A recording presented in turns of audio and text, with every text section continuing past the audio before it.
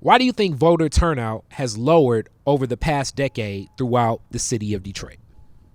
For one, so when you look at rates, if we just talk about rates, I think you'll see marginal change, but honestly, it's low, but it's been consistently low. So for me, the question is I think voters are a reflection of the candidates and the machine that should be designed to turn them out. So in 2018, when we did Promote the Vote, and it was all about making sure people had access to the ballot, the other part of that was clerks beginning to exercise their own power to say, okay, when you look at what we did with Promote the Vote, that would allow the maximum number of people to that were eligible to register and then vote. So if that's the case, then you shouldn't have clerks saying we think turnout going to be probably 40%, so we're going to print up ballots for 45% of the community. You know what I mean? What should happen is that election administrators, the clerk and all these other folks, they should be thinking about how can I get 100% turnout?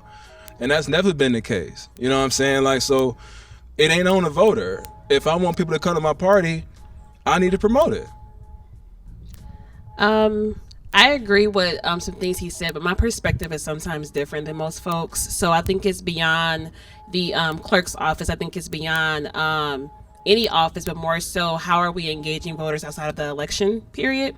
So historically, when you look at it, a lot of times, specifically in the Black community, politicians have not done for the people even outside of the election, right? They give these false promises of hopes of change for our communities, and it never happens. So people have a lot of apathy towards voting. A lot of folks know that the election is here, they just don't care to go out and vote. And a lot of times they don't care about the candidate, right? And a lot of folks don't understand who can vote, how they vote, and the process of it too. So there are a lot of factors into why somebody's not voting, why they're not going to the polls. A lot of them don't even understand districts, how they're cut out. They don't understand how the difference between a state rep and a state senator and a city council person. So there's a lot of educational things missing when it comes to election, a lot of educational things happening when it comes to politics, period.